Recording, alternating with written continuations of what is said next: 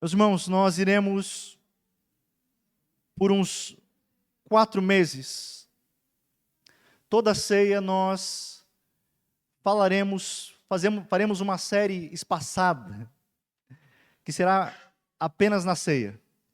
E o nome dessa série será Uns aos Outros, o Evangelho vivido em comunidade. Amém?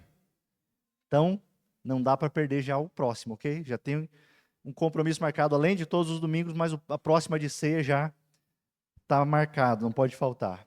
Mas antes disso, eu quero outra vez orar com vocês.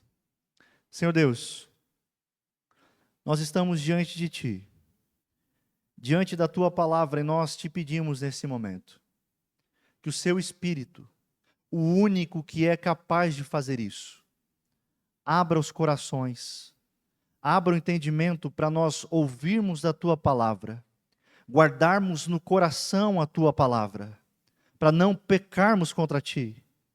Faz com que essa palavra faça morada e que nós a coloquemos em prática.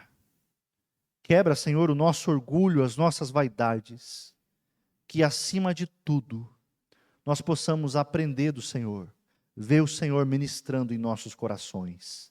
Esse é o nosso desejo. Em nome de Cristo Jesus. Amém. Essa semana, uma cena me impressionou. Eu levei o Mateus a andar de bicicleta e ele se encontra com uma senhora que trabalha no mercado que fica na parte de baixo da nossa casa. E ele conversando com ela, como sempre faz, ele sempre vai lá pedir pão de queijo para ela. Ele foi mostrar a sua bicicleta verde. E sem querer, ele estava todo vestido de verde. É o que acontece quando normalmente os pais vestem. Pega o que dá e vai. E a senhora, conversando com ele, diz para ele: nossa, como a sua bicicleta era bonita. E que ele estava muito bonito vestido de Hulk. Acontece que ele estava vestido com a camiseta da igreja. E ele olha para ela e diz: vizinha, essa é a camiseta da minha igreja. E o nome da minha igreja é Fé e Vida. Ele falou com tanta empolgação que eu fiquei admirado. Eu fiquei pensando, eu até depois perguntei para ele se eu poderia usar o exemplo dele. Ele disse que sim. E a pergunta que eu faço é: será que nós também temos essa empolgação ao falarmos da igreja? É claro que mais tarde eu fui conversar com ele e eu perguntei o porquê dele gostar da igreja. E ele me disse: é que na igreja eu posso brincar, pai. Eu tenho um quarto de brinquedos lá atrás. Mas ele seguiu. E eu segui perguntando para ele: mas o que mais? Ele disse: na igreja eu também canto. Eu oro. E eu como. Ele tem visto a beleza da vida em comunhão. E a minha pergunta a nós essa noite é: será que nós também vemos a beleza que há na comunhão? Ou será que em algum momento nós temos visto a comunhão como algo não mais tão belo, não mais tão atraente, principalmente em uma era que é marcada pelo individualismo? O coletivo parece que perdeu forças. Sejamos sinceros, o que temos visto nos últimos anos tem sido uma espécie de cristianismo solitário. As pessoas até dizem que amam a Deus, que fazem as suas orações, os seus devocionais, mas infelizmente não estão interessados no povo de Deus. As pessoas vivem um cristianismo isolado. Afinal, o que de fato importa é Deus e eu, os outros que se virem. Eu sei que parece cômodo vivermos sem nos envolver uns com os outros, mas não é dessa maneira que a Bíblia retrata a fé cristã. A Bíblia claramente diz que nós somos membros de um só corpo. Isso significa que A fé cristã foi pensada para ser vivida em comunidade, não de forma isolada. Em Cristo nós fomos feitos um só corpo, ligados não por afinidades naturais, mas fomos ligados pela obra graciosa de Deus. Por isso, nós podemos dizer que então pertencemos uns aos outros. E esse pertencimento envolve cuidado. Esse pertencimento envolve responsabilidade. Esse pertencimento envolve serviço. A Bíblia constantemente dá imperativos, ou seja, ordens, não sugestões, de cuidado uns com os outros. Para termos ideia, constantemente a Bíblia diz que nós devemos amar uns aos outros. Ela diz que nós devemos servir uns aos outros. Ela diz que nós devemos suportar uns aos outros. Ela diz para perdoarmos uns aos outros. Diz para aconselharmos, edificarmos e exortarmos uns aos outros. E ela também diz para orarmos e confessarmos os nossos pecados uns aos outros. Há claros, milhares, diversos mandamentos dizendo uns aos outros. A verdade é que nós somos chamados para cuidarmos da alma dos outros, uns da alma dos outros. Eu sei que às vezes nós pensamos que esse chamado é apenas para alguns, mas não. É um chamado a todos. Se você pertence a Cristo, se você pertence ao povo dele também. E o Senhor, ao nos inserir em sua família, Ele não nos chama para sermos meros espectadores, mas Ele nos chama ao serviço, ao cuidado e à edificação. E nessa noite de ceia, de recepção de novos membros, eu quero convidar os irmãos a refletirmos sobre esse evangelho vivido em comunidade. Eu quero fazer isso a partir de 3 pontos. E o primeiro ponto é uma pergunta. E a pergunta é: igreja para quê? Como eu disse no começo, eu sei que muitos não veem a igreja com a devida importância. Para eles, a igreja é simplesmente um mal necessário. Eu não gosto, é algo enfadonho. Principalmente fica lá 1h30, e hoje talvez um pouquinho mais. Ah, mas os louvores até são bons. Mas ouvir um cara falar por cerca de 45, 50 minutos é cansativo. Mas de vez em quando eu preciso ir. Já outros reduzem a fé cristã a algo particular. Como eu disse, o que importa é somente Deus e eu. As Escrituras não nos mostram isso. Vocês lembram do encontro de Jesus com Paulo na estrada de Damasco? Jesus encontra Saulo e diz: Saulo, Saulo, por que me persegues? E a pergunta que eu faço é: quando foi que Saulo perseguiu a Jesus? Nunca. Quem Saulo perseguia era a igreja. Mas Jesus está dizendo a Saulo: quando você persegue a igreja, você me persegue, porque a igreja é o meu corpo, é a minha noiva, é a minha família, é o meu povo. Às vezes nós esquecemos, mas Cristo e a igreja estão tão intimamente ligados. É o mesmo Jesus que é o primeiro no Novo Testamento a usar a palavra igreja para descrever o seu povo. Essa noite nós não teremos ali os versículos, mas eu quero lhe convidar, principalmente nesse ano, a você trazer a sua Bíblia, a você conferir os textos. Se de fato esse pregador está falando o que está na Bíblia mesmo, não está inventando coisa. Veja comigo Mateus 16, 18. Jesus dizendo: eu digo que você é Pedro, e sobre esta pedra edificarei a minha igreja, e as portas do inferno não prevalecerão contra ela. Eu sei que essa palavra que é utilizada aqui é muito conhecida, é a palavra eclesia, que significa uma assembleia. Contudo, Quando Jesus usa a palavra eclesia para falar sobre o seu povo, ele eleva a palavra para significar muito mais do que apenas uma assembleia comum, uma reunião comum. Jesus está falando do ajuntamento do povo que ele disse que edificaria. Não é pouca coisa. É interessante que Cristo é o único que edifica a igreja. Perceba isso no texto. Ele diz que sobre esta pedra edificarei a minha igreja. Mas também há algo interessante aqui. Ele é o único a quem a igreja pertence. Isso significa que a igreja não pertence aos pastores. A igreja não pertence ao povo. Mas a igreja pertence ao Senhor.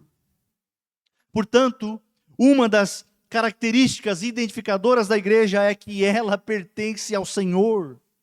E isso é interessante porque é o que distingue a igreja de qualquer sociedade secular, de qualquer clube social ou outro tipo de congregações religiosas. É que a igreja tem dono. E o dono se chama Cristo. É por isso que, repetidamente, nós nos deparamos com frases nas Escrituras dizendo: igreja de quem? Do pastor? De Paulo? A igreja de Deus, igreja de Cristo. E é por esse povo que Cristo entrega a sua vida na cruz do Calvário. Lembremos o que o apóstolo Paulo escreve aos Efésios, acompanhe comigo também. Não é uma pregação expositiva, então nós veremos alguns textos. Efésios 5, versículos 25 a 27. Talvez as esposas deem uma cutucada agora no marido. Está vendo aí? O que diz o texto?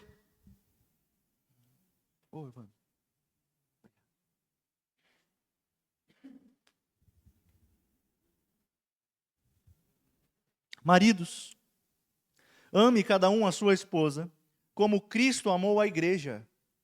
Ele entregou a vida por ela, a fim de torná-la santa, purificando-a ao lavá-la com água por meio da palavra. Assim o fez para apresentá-la a si mesma como igreja gloriosa, sem mancha, ruga ou qualquer outro defeito, mas santa e sem culpa. Eu sei que esse texto se refere ao papel do marido, sim. Mas o ponto central do texto está na referência ao amor de Cristo pela sua noiva, pela igreja. Nesse texto nós vemos o quanto Cristo ama a igreja. E como é que ele faz isso? Ele ama dando a própria vida. Portanto, meu irmão, minha irmã, se eu perguntar a você nessa noite, por que você deveria amar a igreja? Por que você deveria amar o povo de Deus? O que você responderia? Dentre as inúmeras respostas que poderíamos dar, a resposta principal, bíblica, é que devemos amar a igreja porque Cristo a ama. No texto de Efésios, vemos que esse amor é um amor sacrificial para salvar a sua noiva. Mas entendam algo, que ele não apenas a salvou da condenação do pecado, mas Cristo também está trabalhando para santificá-la, para apresentar a sua igreja sem mancha, ruga ou qualquer outro defeito, santa e sem culpa. Sabe o que é isso? Cristo ama a sua igreja, não apenas de palavra, mas de ação, de atitude, de entrega. E é pensando nesse ajuntamento, que se você observar no capítulo anterior, no capítulo 4, versículo 16 de Efésios, que o apóstolo Paulo também vai falar sobre unidade, a importância da unidade e da comunhão. E ele escreve, e ele faz que todo o corpo se encaixe perfeitamente. E cada parte, ao cumprir sua função específica, ajuda as demais a crescer, para que então todo o corpo se desenvolva e seja saudável.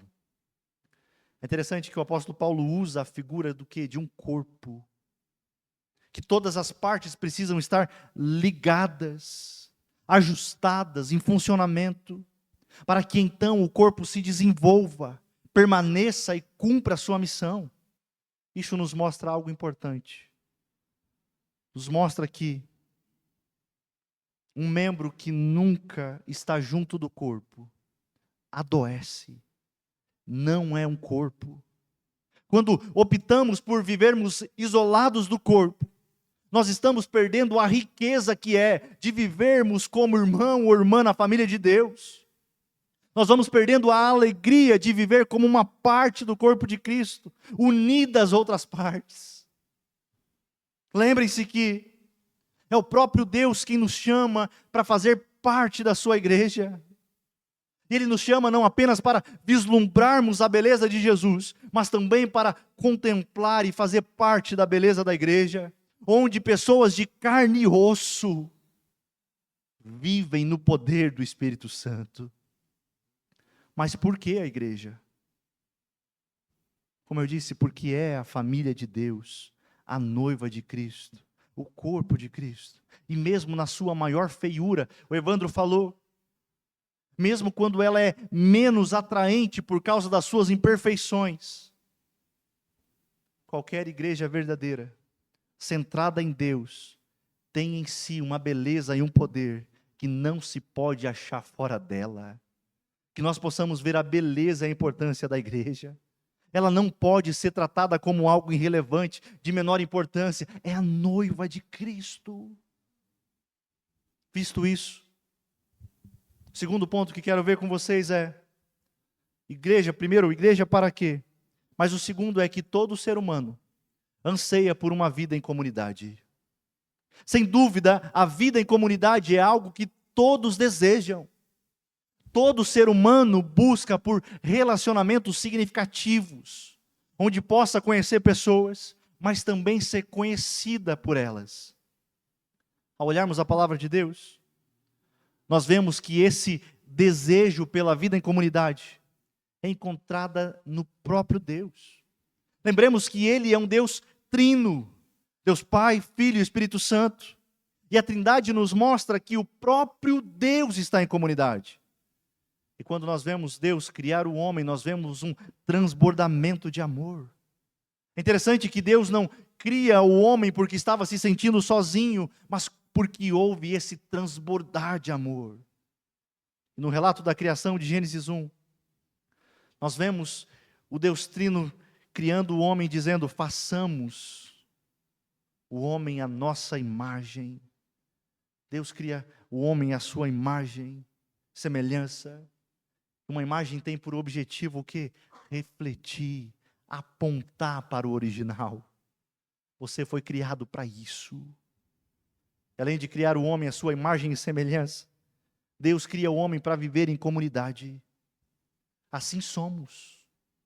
E independentemente do perfil de cada um, quer você seja um mais introvertido ou extrovertido, quer seja você mais social ou mais reservado, todo ser humano anseia por relacionamentos significativos.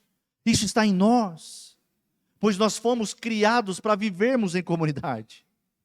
Porém, o que torna muitas vezes tão difícil essa vida em comunidade ser alcançada, o rompimento da vida em comunidade, a queda, o pecado. É isso que torna muitas vezes difícil. Porque o pecado não afetou somente o nosso relacionamento com Deus, mas também com o próximo. Os relacionamentos foram afetados pela queda. As motivações foram mudadas. E a partir da queda não é difícil observarmos que a tendência de todo ser humano tem sido de usar as pessoas para satisfazer as suas próprias necessidades em primeiro lugar. Por circunstância da queda, os relacionamentos rompidos, o homem se tornou tão centrado em si mesmo. O pecado nos tornou tão egoístas, deformou, como eu disse, o relacionamento com Deus e também com o próximo. Assim é a condição do ser humano. É por isso que todo homem e mulher necessitam de alguém que possa os libertar de uma vida centrada em si mesmo. Todo ser humano necessita de alguém que restaure a capacidade de nutrirmos relacionamentos sólidos e verdadeiros. É por isso que então, quando Deus nos chama para a sua família, Ele não apenas nos redime do pecado, mas quando Ele nos redime, Ele também restaura a nossa capacidade de integrar a comunidade. É muito interessante que não é, se você observar, pode ser que a pessoa que está do seu lado você nem conheça muito bem. Pode ser que seja um visitante, pode ser que seja alguém que você não tenha tanta afinidade, mas é muito interessante que uma comunidade não é baseada nos mesmos gostos, não é baseada onde todos pensam da mesma maneira. Se assim fosse, nós não estaríamos diante de uma comunidade, não estaríamos diante de uma igreja, estaríamos diante de um clube. Se cristãos se unem ao redor de algo que não é o Evangelho, quer seja por afinidade, gostos pessoais, então, ali se teria uma comunidade, caso Deus não existisse. Já parou para pensar? Se os nossos relacionamentos são baseados apenas por, nós curtimos o mesmo estilo de música, nós nos baseamos, eu gosto de moto, o Fabiano gosta de moto, só por isso, se fosse por afinidades, certamente essa comunidade existiria se Deus não existisse. Mas sabem o que é maravilhoso? É que na comunidade guiada pelo Evangelho, nós encontramos uma diversidade, encontramos unidade em meio à diversidade. Sabe por quê?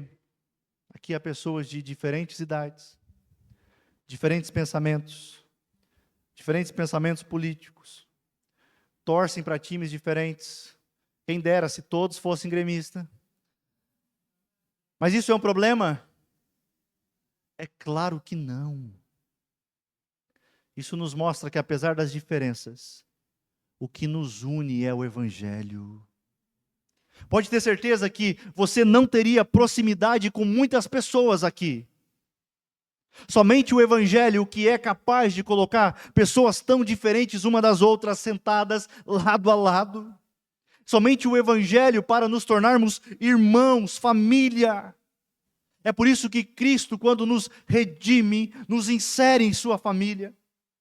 E essa família, essa comunidade é composta por pessoas de todas as tribos, línguas e nações da terra. Deus nos criou para essa vida em comunidade. Mas eu sei que ainda há falhas, defeitos em nós. Embora Jesus tenha nos libertado da penalidade do pecado, o pecado ainda não foi eliminado do mundo.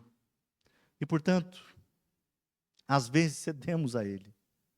É por isso que a palavra de Deus nos encoraja a não apenas recebermos o Evangelho, mas a permanecermos firmes. Há uma vida de discipulado, há uma vida de santificação. E essa vida ocorre em comunidade. Eu concordo com o que escreveu James Smith em seu livro Desejando o Reino. Se você tiver a oportunidade de ler as obras dele, é muito bom. Ele tem uma trilogia, Desejando o Reino, Imaginando o Reino e Aguardando o Rei. Mas ele tem um resumo chamado Você é Aquilo que Ama, um livro muito bom. Ele diz o seguinte: a igreja, o corpo de Cristo, é o lugar onde Deus nos convida a renovar os nossos amores, reorientar os nossos desejos. Na igreja nós somos alimentados pela palavra e recebemos o pão da vida. A igreja é aquela morada onde o Espírito nos alimenta com o que necessitamos e onde, por sua graça, nos tornamos um povo que o deseja acima de todas as coisas. A adoração cristã é o banquete onde adquirimos novos apetites por Deus e por aquilo que Deus deseja, e de onde somos enviados à sua criação para agir de acordo com isso. Eu sei que nós estamos tão imersos em uma cultura centrada em si mesmo, onde muitas vezes não percebemos, mas para o bem ou para o mal, nós somos moldados espiritualmente por onde investimos o nosso tempo. Essa é a tese principal de Smith. Se dedicarmos tempo lendo as Escrituras, investindo na vida de uma igreja, seremos espiritualmente moldados numa direção, pois é na vida da igreja, na comunidade, em que as nossas fraquezas, em que as nossas falhas, em que os nossos pecados reais são expostos. Mas não somente isso, é na comunidade que nós somos transformados. Entenda que a comunidade que nós fazemos parte não é algo acidental. Ela tem um propósito. E o propósito é de guardar o Evangelho, transformar vidas.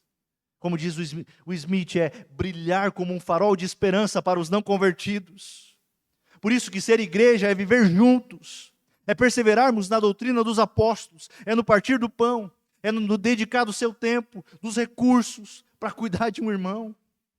Sabe por quê? Porque na comunhão dos santos não há espaço para o egoísmo, não há espaço para as vaidades, mas aqui há espaço para o amor mútuo, para a edificação e para o cuidado. Como eu disse, é na comunhão dos santos que nos alegramos com os que se alegram, mas também choramos com os que choram. Você já parou para pensar no tanto de pessoas diferentes que Deus colocou na igreja que você pertence? Você acha que isso é por acaso? Parou para pensar que cada um Deus colocou uma personalidade única, distribuiu dons e talentos. Por quê? Para formar um corpo. E o apóstolo Paulo escreve que isso Deus faz para que haja harmonia entre os membros, de modo que todos cuidem uns dos outros. E ele segue dizendo: se uma parte sofre, todas as outras sofrem com ela. Mas se uma parte é honrada, todas as outras com ela se alegram. Por isso, meu irmão, minha irmã, essa igreja conta com você. Sem a sua presença, sem os seus dons e talentos, o corpo adoece.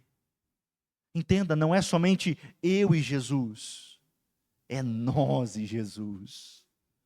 Quando os crentes se aplicam à comunhão, todos se beneficiam dos dons que Deus concedeu a cada um. E como comunidade nós conseguimos realizar muitas coisas que individualmente não conseguiríamos. Por isso eu te pergunto, você consegue ver a beleza da vida vivida em comunidade? A igreja não é perfeita, não é mesmo? Nós não somos tão bons quanto parecemos. E diferentemente de lugares em que o pastor é uma espécie de semideus, que não peca, esse que vos fala é um pecador miserável. É por isso que eu necessito andar junto com os irmãos, porque neste local nós somos encorajados, amados, exortados quando for preciso, e é na comunhão que nós crescemos, que nós amadurecemos na fé, que nós fortalecemos o que está fraco. Por isso que nós todos precisamos um do outro. E por fim, mais 30 minutos. Terceiro ponto. Diante de tudo isso, a pergunta é: como caminharemos em 2026? Diante do que nós ouvimos, como viveremos neste ano? A vida vivida em comunidade não é apenas uma ideia bonita. Nós precisamos perguntar como que isso se traduz na vida real. A Bíblia não nos deixa sem respostas. Em primeiro lugar, nós podemos dizer que a vida em comunidade requer uma coisa muito simples. Que coisa é essa? Presença. O autor de Hebreus, capítulo 10, versículos 24 e 25, ele diz: importemo-nos uns com os outros, para nos incentivarmos ao amor e às boas obras, e não deixemos de nos reunir como igreja, segundo o costume de alguns, mas procuremos encorajar uns aos outros, sobretudo agora que vocês veem aproximar-se o dia. Não há como viver os uns aos outros à distância, online. Não há como amar, servir, perdoar, exortar, cuidar sem estarmos juntos. Por isso, neste ano, priorize os cultos. Priorize um pequeno grupo, encontros com seus irmãos. Lembrem-se que é um encontro em família. Entenda também que a sua ausência na comunidade afeta o corpo de Cristo também, que conta com você, que depende dos seus dons e talentos, que necessita estar ligado um ao outro. Em segundo lugar, se queremos viver uma vida em comunidade, nós precisamos de algo chamado intencionalidade. A comunhão cristã não acontece tão somente por frequentarmos o mesmo lugar. Não há relacionamentos profundos por acaso. O cuidado não é apenas de alguns, mas é de todo o corpo de Cristo. Por isso, seja intencional em suas conversas. Seja intencional no discipulado. Procure instruir pessoas na fé. Seja intencional para ouvi-las. Escute com calma. Fale menos e escute mais. Se importe com seu irmão. Não deduza que tudo está bem. Vá checar. Seja um suporte. O Evangelho nos chama para irmos além da superficialidade. Nos convida a trabalharmos para desenvolvermos relacionamentos profundos, comunhão. E isso nos tira do centro. Eu sei que o pecado nos empurra para uma vida autocentrada, mas o Evangelho nos move em direção ao outro. É exatamente aí que o Evangelho se torna visível. É assim que Deus nos amadurece. Ele não nos santifica isoladamente. Ele usa a comunhão para revelar as nossas falhas, tratar o nosso orgulho, moldar o nosso caráter e nos tornar mais parecidos com Cristo. Vamos caminhar juntos?